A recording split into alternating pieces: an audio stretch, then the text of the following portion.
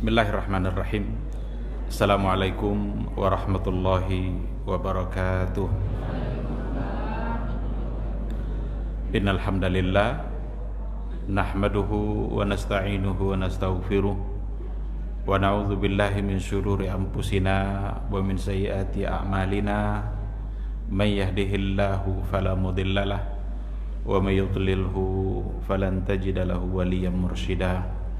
Asyhadu an la ilaha illallah wahdahu la syarikalah wa asyhadu anna Muhammadan abduhu wa rasuluh la nabiyya wa la rasula ba'dah. Ikhwati fillah, ma'asyiral hadirin wal hadirat, bapak-bapak, ibu-ibu, kaum muslimin dan muslimat, yang mudah-mudahan kita semua adalah orang-orang yang senantiasa dilindungi dan dimuliakan Allah Subhanahu wa taala. Mari sama-sama kita awali kajian kita dengan mengucapkan puji dan syukur kepada Allah atas segala limpahan nikmat dan rahmat-Nya yang senantiasa ada dalam setiap saat detik kehidupan yang kita jalani. Sering-seringlah bersyukur. Mudah-mudahan ungkapan syukur yang terucap membuat kita semakin yakin bahwa kita ini adalah orang-orang yang selalu membutuhkan Allah Subhanahu wa ta'ala. Tak ada waktu di mana kita tidak butuh kepada Allah. Kalaulah Allah tahan udara yang segar untuk bernapas, niscaya kita akan kesulitan semua. Maka dulu ketika ada asap, semua kita merasakan kesulitan itu karena udara yang segar sudah tidak ada. Itu sedikit saja cara Allah untuk menguji kita. Seandainya Allah tahan munculnya air, sulit kita. Al-Quran mengatakan وَجَعَلْنَا مِنَ الْمَاءِ كُلَّ شَيْءٍ حَيٍّ. Kami jadikan segala-galanya dari air itu menjadi hidup. Berarti memang tak sedikit nikmat Allah itu bersama kita. Maka bersyukurlah dan Allah akan menambah nikmat bagi siapa saja yang bersyukur. Sama-sama kita juga harus senantiasa memperbanyak selawat dan salam untuk Rasulullah sallallahu alaihi wasallam. Allahumma shalli ala Muhammad wa ala ali Muhammad. Mudah-mudahan kita sebagai hamba, sebagai umatnya, senantiasa berupaya untuk membuktikan cinta dan rindu kita kepada beliau.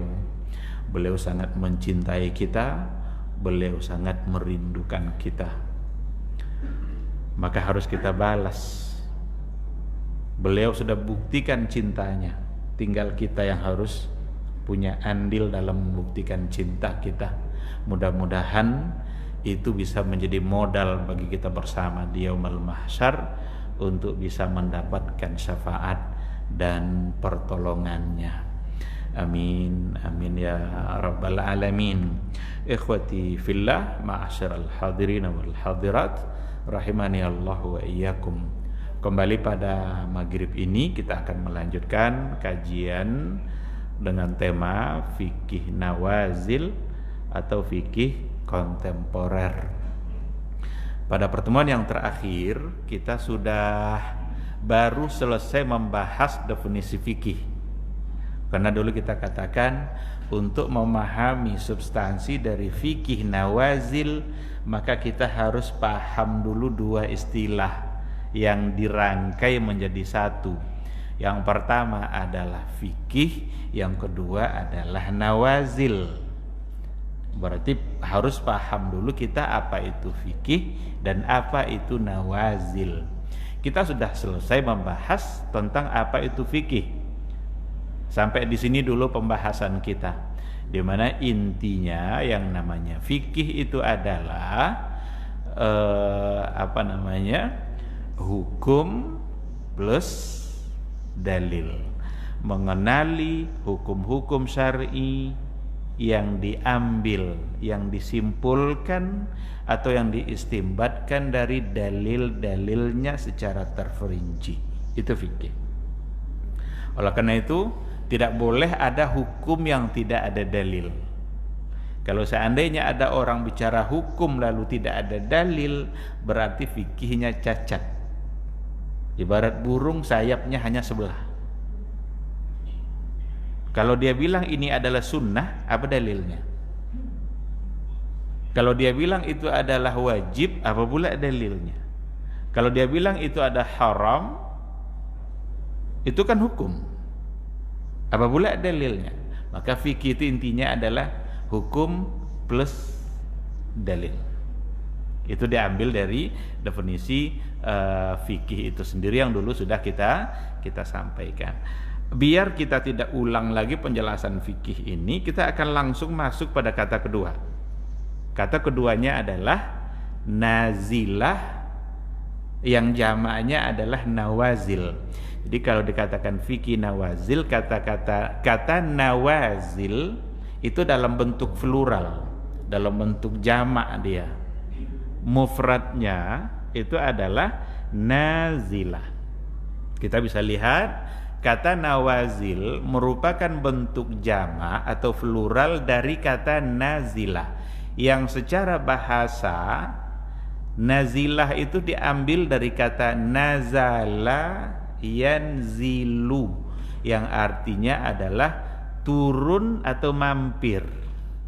Ya, kalau ada orang pakai kendaraan berhenti dia, turun itu dia yanzil, turun dia dari kendaraannya, lalu nanti kembali masuk dan melanjutkan perjalanan, turun atau mampir.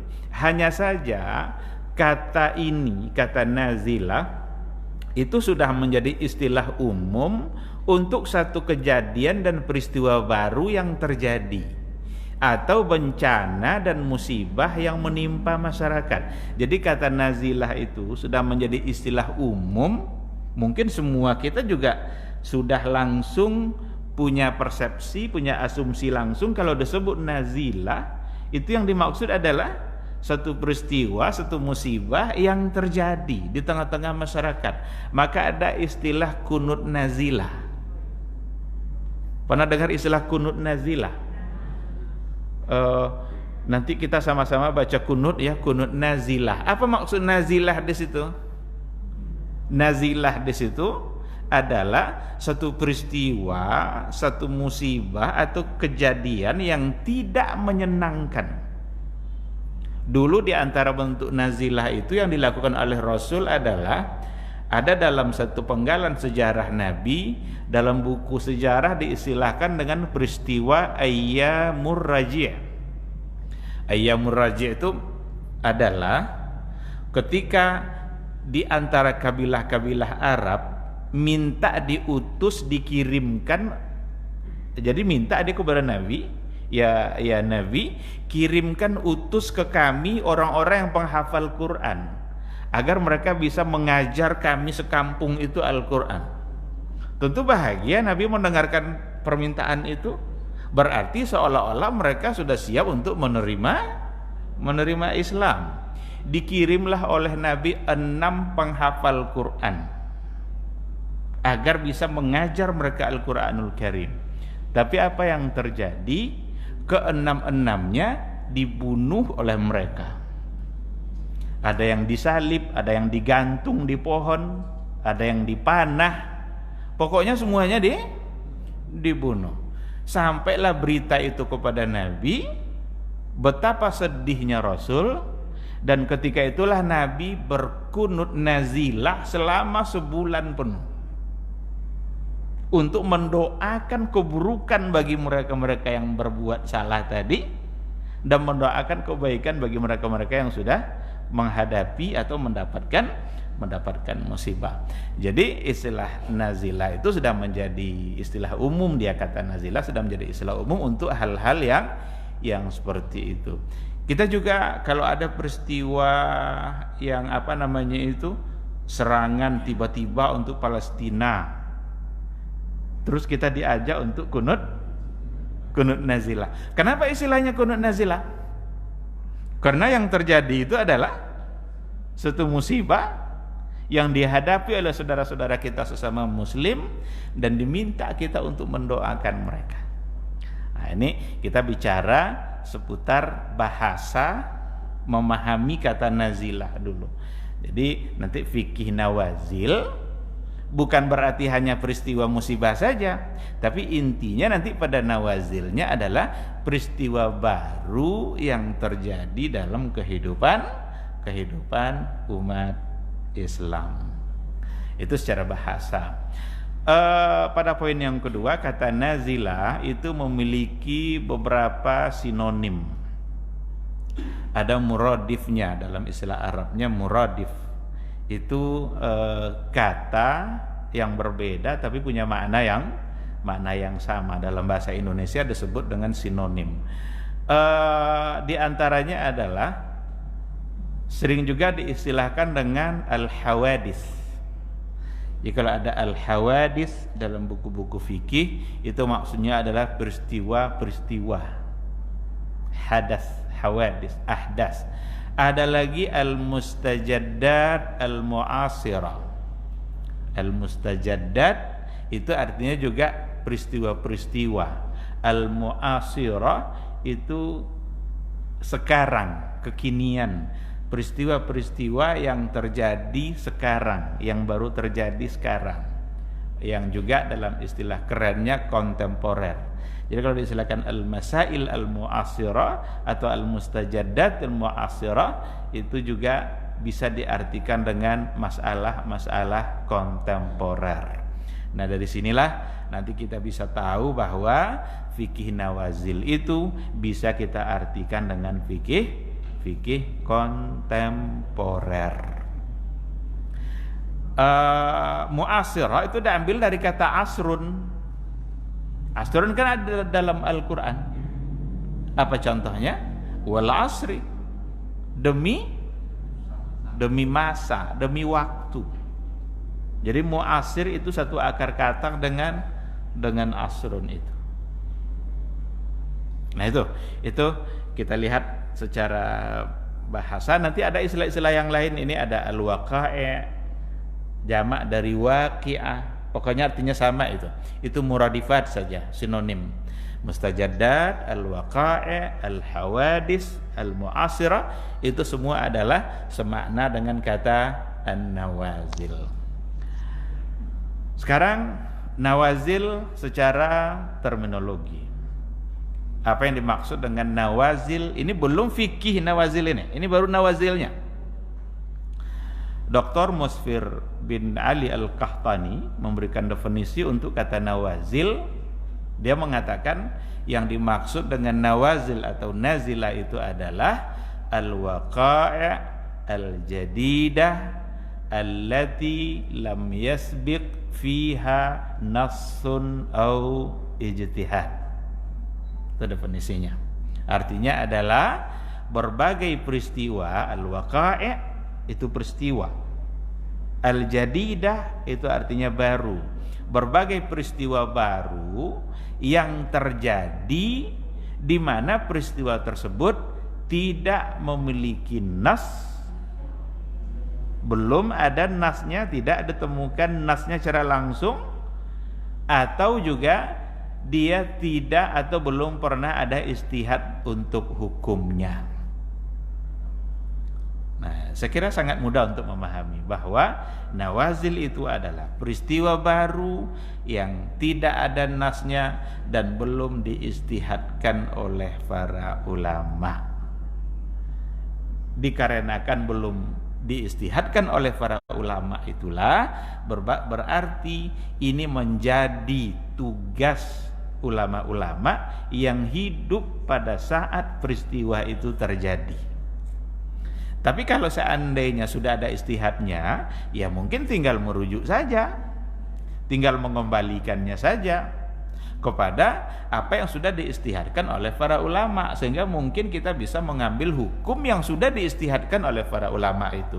Kecuali jika menuntut, jika ada tuntutan untuk merubah kembali, atau ada hal-hal yang memang sudah tidak persis sama dengan apa yang diijtihadkan oleh para ulama tersebut.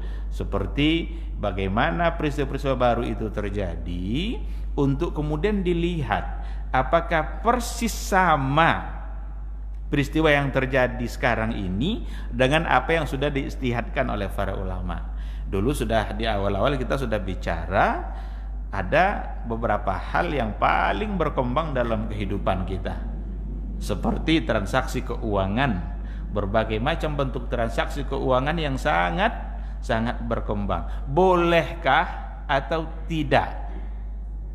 Boleh atau tidaknya, disinilah tugas para ulama untuk menganalisa. Mungkin saja peristiwa hal yang mirip itu sudah diistihadkan oleh para ulama dulu. Kalau ada kesamaan pada ilat, kesamaan pada sebab hukum yang dulu ditetapkan, maka hukumnya juga bisa menjadi sama. Al-Quran dan hadis itu sudah bicara tentang haramnya khamar, bahwa khamar itu hukumnya haram, jelas ayatnya, jelas hadisnya. Ijma' itu, sepakat para ulama mengatakan. Sekarang ada narkoba. Narkoba tidak ada dalam Al-Quran, narkoba tidak ada dalam hadis. Apakah hukumnya haram juga atau tidak? Ketika dihukumkan sama, atas dasar apa dihukumkan sama? Padahal nasnya tidak ada.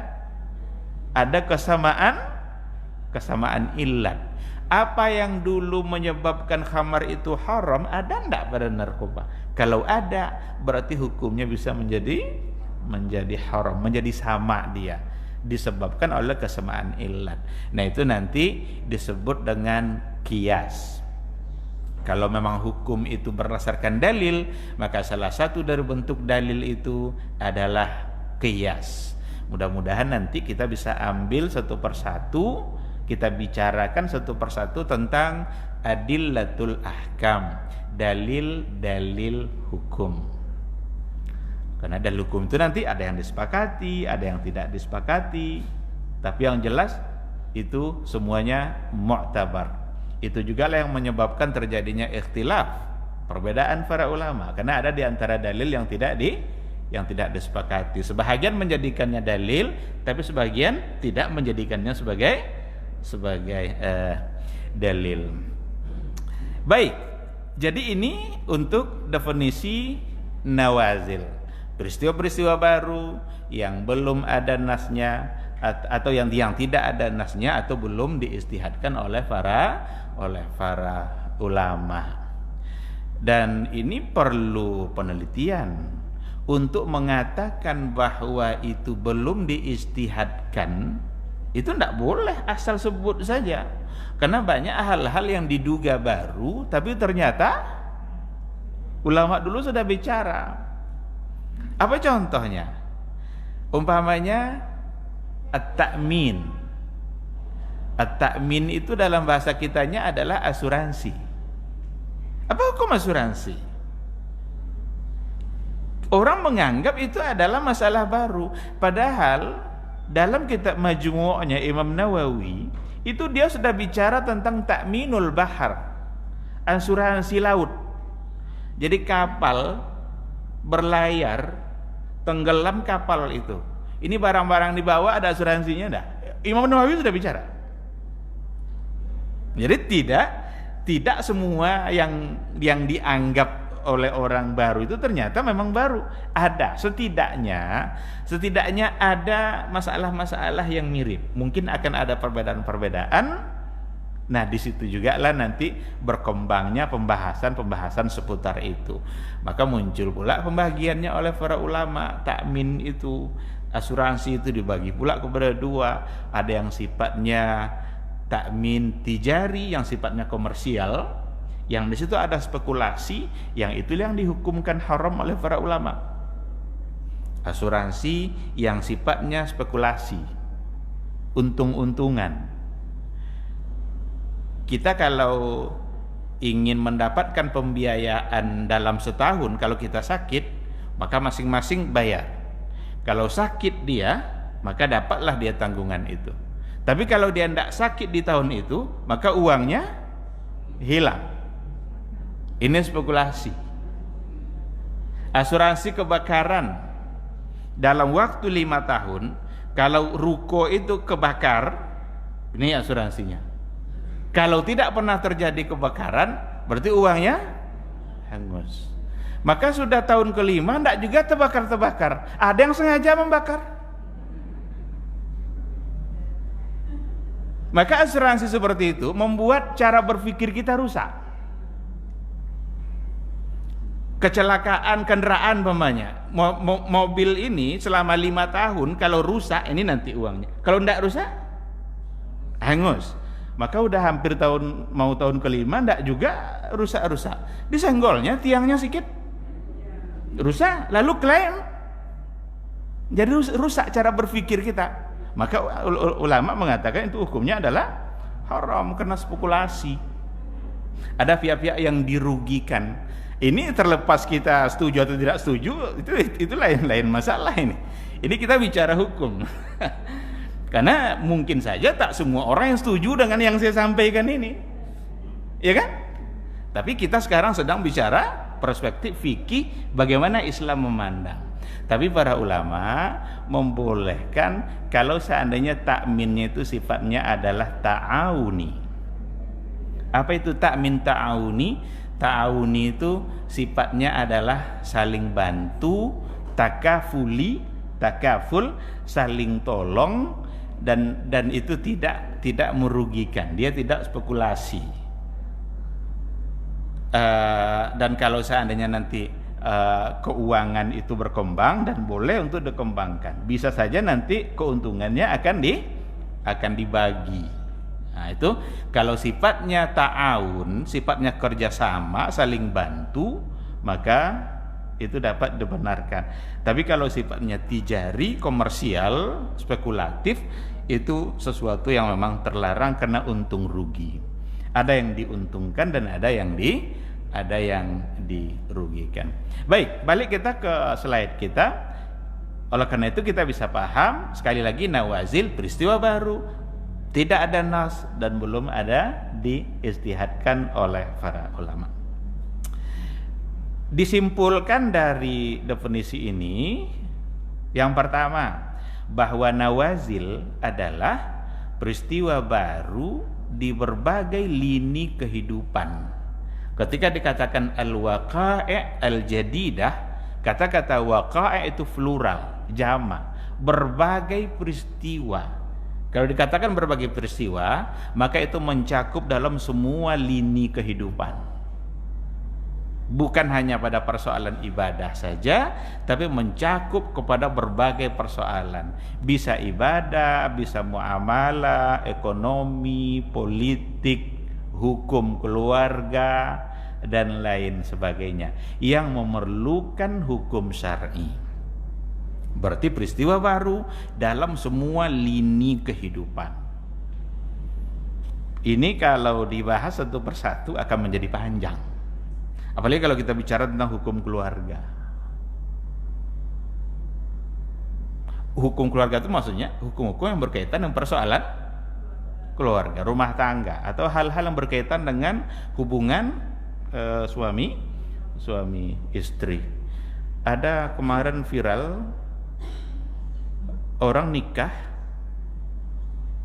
setelah seminggu apa setelah sebulan, baru dia tahu kalau istrinya ternyata laki-laki. Ini masalah ini. Berarti sebelumnya tidak tahu kalau itu laki-laki. Komplain dia. Ya wajarlah komplain kan? Nah, maka banyak sekali. Sekarang apa hukumnya operasi kelamin? Ya kan? Ya ada rinciannya. Apakah semuanya haram atau ada hal-hal yang dibolehkan oleh agama atau tidak? Nah, nanti akan dibagi-bagi lagi. Ada yang sifatnya takmil wa tashih. Takmil wa tashih itu maksudnya adalah menyempurnakan dan memperbaiki fungsi. Ada orang lahir dengan 2 kelamin. Ada kelamin laki-laki, ada kelamin perempuan. Tapi di dalam perutnya ada rahim. Kalau ada rahim, berarti dianggap yang dominan adalah perempuan. Boleh enggak dioperasi, dibuang yang jenis kelamin yang satu ini? Itu namanya takmil wa tashih, menyempurnakan fungsi dan memperbaiki. Nah, agar jelas statusnya. Karena dalam Islam itu hanya dua, laki atau perempuan. Nanti pas pembagian warisan umpamanya, meninggal ayahnya, dalam Al-Quran dikatakan lidzakari mithlu hazzil unsayain. Ada laki-laki, ada perempuan. Yang ini berapa dapat? Jadi ketika dilakukan operasi itu memberikan kepastian hukum, maka ulama membolehkan. Tapi ada nanti yang sifatnya taghyir. Taghyir itu merubah. Yang laki-laki asalnya ingin berubah jadi perempuan.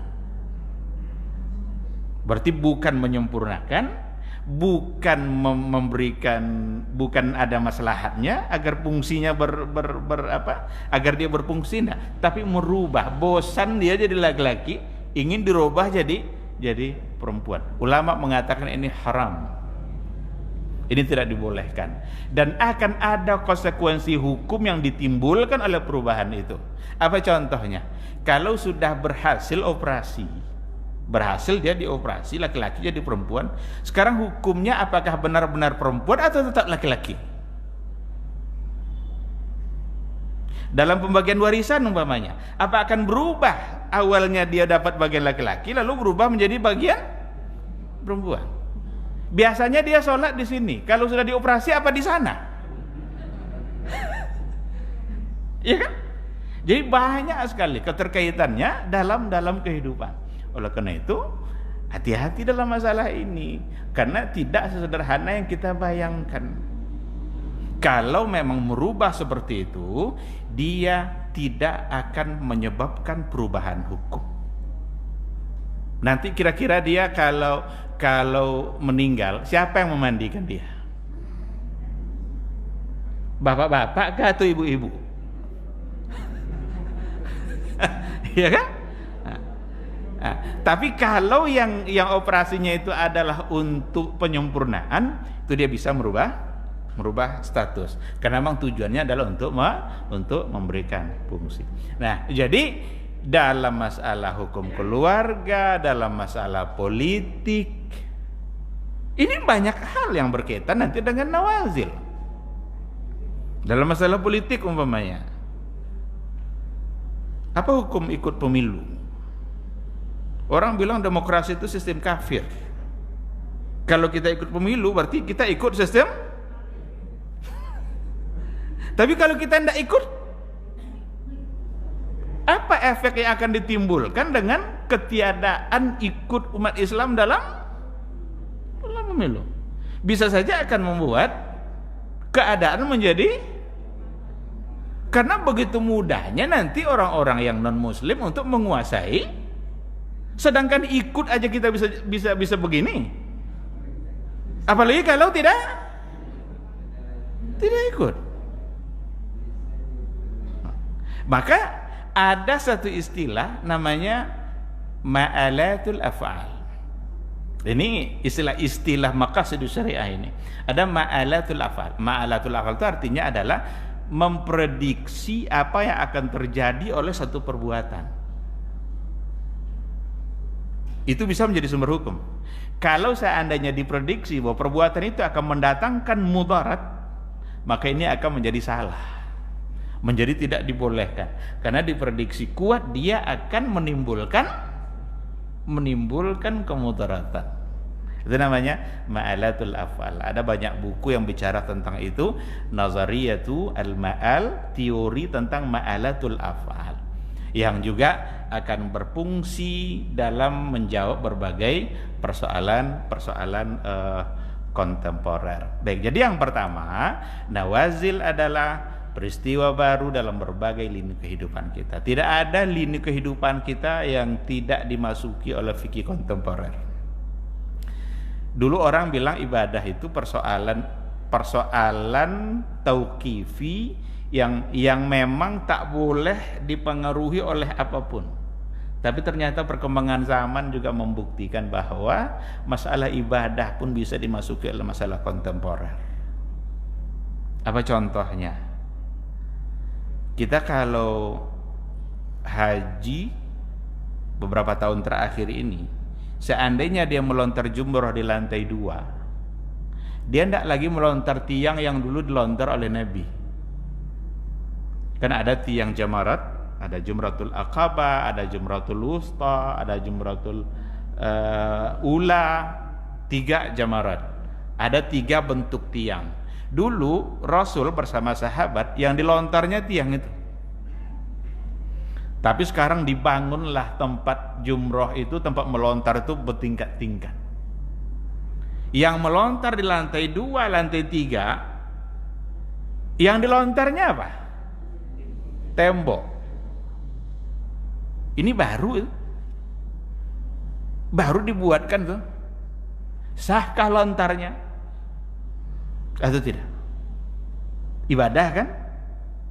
Oleh karena itulah para ulama fikih mengatakan dalam melontar jumroh itu syaratnya bukanlah kena tiang. Karena kalau syaratnya kena tiang, yang melontar lantai 2 tidak ada satupun yang kena tiang itu. Tapi dalam lontar jumroh itu syaratnya adalah masuknya batu ke dalam lingkaran. Kan ada lingkaran tuh. Masuknya batu ke dalam itu. Asal masuk maka sah. Tapi kalau tak masuk maka tidak sah. Jadi kalau terlalu kuat lontarnya, pantulannya keluar, ulang itu. Karena tidak masuk dia. Tapi kalau seandainya tidak terlalu kuat dia melontar tidak terlalu kuat, kena kepala orang, dari kepala masuk ke dalam, sah. Karena batunya masuk. Coba bayangkan. Maka tidak boleh pakai batu-batu besar. Siapa tahu nanti yang kena adalah kepala. Nah, maka ibadah pun ada di dalamnya persoalan nawazil. Baik, poin yang kedua, tidak ada nas secara langsung dan belum diistihadkan pada masa lampau. Maka kata kuncinya nawazil, yang pertama baru dan dalam semua lini kehidupan, yang kedua tidak ada nas dan belum diistihadkan. Baik, kita percepat. Sekarang baru kita masuk pada fikih nawazil. Kan sudah paham kita apa itu fikih dan apa pula itu nawazil. Sekarang baru kita masuk pada apa itu fikih nawazil. Bisa kita lihat definisinya di monitor kita di layar. Ma'rifatul ahkam asy-syar'iyyah al-muta'alliqah bil waqa'i' wal mustajaddat al-mu'assirah al-mustanbata min adillatiha at-tafsiliyah. Itu definisi untuk fikih nawazil sebagai tarkib idhafi. Dalam ilmu nahwu fiqhun nawazil itu istilahnya adalah tarkib idhafi, kata majmu'. Artinya adalah mengetahui hukum-hukum syar'i yang berkaitan dengan berbagai peristiwa baru yang bersifat kekinian. Peristiwa baru yang bersifat kekinian yang diistimbatkan dari dalil-dalilnya secara terperinci. Nah, beda sedikit aja dengan definisi fikih. Kalau definisi fikih cara istilah syar'inya tidak disebutkan, tidak ditekankan pada bil waqa'i' wal mustajaddatil mu'assirah, tapi hanya ma'rifatu al-ahkam asy-syar'iyyah al-amaliyah untuk fikih. Nah, kalau fikih nawazilnya ma'rifatu al-ahkam asy-syar'iyyah al-muta'alliqah bil waqa'i', mengetahui hukum-hukum syar'i terkait dengan waqa'i' wal mustajaddat al-mu'assirah, peristiwa-peristiwa kekinian. Dikatakan peristiwa kekinian ini sebenarnya maknanya luas, karena masing-masing zaman, masing-masing masa itu akan ada peristiwanya. Jadi pada masa sebelum kita hidup ada juga peristiwa kekiniannya. Bagi mereka itu adalah mu'assir. Bagi kita tidak lagi mu'assir. Bahkan pada masa sahabat ada mu'assirnya, ada kekiniannya, ada mustajaddatnya. Kita kalau baca sejarah Umar bin Al-Khattab, itu sejarah yang penuh oleh kebijakan-kebijakan untuk peristiwa baru yang sebelumnya tidak pernah ada. Masa Umar. Berarti pada masa itu itu kontemporer. Tapi bagi kita yang hidup hari ini tidak lagi kontemporer karena sudah selesai. Tidak pernah ada pada masa Rasul dan pada masa Abu Bakar hukum yang mengatakan bahwa tolak 3 sekali ucap itu dihukumkan 3. Jadi kalau ada orang mengatakan, hai istriku, kamu saya ceraikan 3 sekaligus, jadi saking marahnya dia, pokoknya kamu saya ceraikan langsung 3, itu berlaku berapa? Pada masa Rasul, pada masa Abu Bakar 1. Tapi pada masa Umar, tidak pula dalam seluruh masa pemerintahannya, ada penggalan sejarah di masa Umar itu, dia menghukumkan tolak 3 sekali ucap itu 3. Kenapa Umar bersikap seperti itu? Berarti itu kontemporer, itu mu'assir bagi dia pada masa itu. Dikarenakan oleh para suami, para lelaki yang menjadi suami itu sudah begitu mudah untuk mempermainkan persoalan cerai. Berulang-ulang dia ucapkan persoalan cerai itu, lafaz cerai itu dalam satu majelis. Anti talik, anti talik, anti talik. Untuk terapinya oleh Umar bin Al-Khattab agar mereka tidak lagi seperti itu, dihukumkannya 3.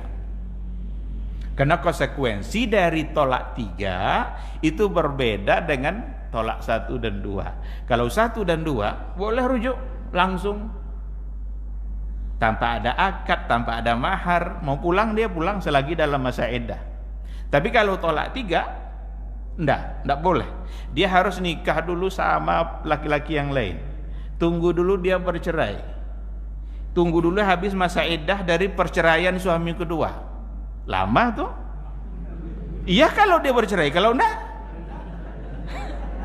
maka diharamkan oleh agama nikah tahlil.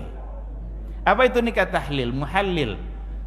Dibayarnya laki-laki agar menikah dan mantan istrinya, tapi besok dia harus ceraikan untuk sekadar menghalalkan, maka namanya muhallil. Dalam hadis dikatakan la'ana Rasulullah sallallahu alaihi wasallam al-muhallila wal muhallalalah. Rasul melaknat dua-duanya. Mantan suami yang membayar laki-laki tadi dan laki-laki yang mau dibayar seperti itu, Rasul melaknatnya. Berarti hukumnya tidak dibolehkan. Nah, jadi begitulah persoalannya. Dalam masa Umar bin Al-Khattab dihukumkannya 3 karena tujuannya adalah untuk terapi. Pada masa Utsman balik lagi hukum itu kepada hukum yang sebelumnya. Banyak sekali Umar bin Al-Khattab itu juga tidak memberikan zakat kepada yang selama ini dia berhak untuk menerima. Siapa itu? Mu'allaf. Mu'allaf itu banyak artinya. Mu'allaf itu bukan orang yang hanya baru masuk Islam saja. Ada orang-orang dia belum Islam tapi sudah nampak kecenderungan. Sudah nampak kecenderungan keislamannya. Sehingga dilunakkan hatinya agar benar-benar menjadi muslim. Atau memang dia baru masuk Islam tapi masih goyang. Perlu penguat. Dikuatkan dengan cara seperti tadi. Boleh berikan zakat. Bahkan dulu juga diberikan pemimpin-pemimpin suku kabilah Arab yang belum muslim, diharapkan dia bisa Islam sehingga nanti masyarakatnya juga ikut Islam. Abu Bakar masih memberikan Tapi pas Umar bin Al-Khattab ketika dibawa surat itu, ada pula SK-nya itu, SK dia berhak menerima itu, dirobek sama Umar. SK bahwa dia berhak mendapatkan zakat. Dia bilang, kenapa kamu robek? Apa kata Umar? Dulu kami kasih kalian karena kami masih sedikit. Sekarang kami sudah banyak dan kuat. Diusir oleh Umar. Karena udah lama dikasih, tidak juga Islam-Islam. Rasul memberikan bagiannya, Abu Bakar memberikan bagiannya, tidak juga Islam-Islam dia. Sampai pada masa Umar, pergi kalian katanya. Kami tidak butuh kalian. Padahal ayatnya jelas. Kan ada kan, innamas sadaqatu lil fuqara'i wal masakin wal amilina 'alaiha wal muallafati qulubuhum. Muallafati qulubuhum. Nah, ini juga penempatan muallaf ini perlu didudukkan juga. Karena ada orang udah 20 tahun masuk Islam masih saja udah jauh kayanya muallaf itu dari kita, masih dianggap muallaf dan diberikan zakat fitrah, diberikan zakat. Enggak. Jangan asal dia berasal dari agama non muslim lalu Islam sudah sekian lama tetap aja dihukumkan satunya sebagai mu'allaf. Itu yang dilunakkan hatinya dengan memberikan zakat. Mudah-mudahan Islamnya semakin kuat. Baik, ikhwati fillah, jadi ini definisi untuk fikih nawazil. Waktu kita sudah habis. Kita sedikit tambah dengan slide ini, atau kalau ada pertanyaan, seandainya ada pertanyaan, kan bagus kalau ada timbal balik kan. Tidak. Baik, dari definisi tadi kita bisa simpulkan beberapa hal. Ini panjang penyebarannya, nanti insya Allah akan kita ulang lagi, tapi setidaknya kita bisa lihat bahwa peristiwanya yang pertama dari definisi tadi, peristiwanya benar-benar sudah terjadi, baru nawazil. Adapun peristiwa yang baru diwacanakan akan terjadi, belum terjadi tapi diwacanakan akan terjadi, maka belum dapat disebut sebagai nawazil. Ada istilahnya fikih iftiradi. Al-fiqhul iftiradi itu dalam bahasa Indonesianya sering diartikan dengan hukum fiksi, fiktif.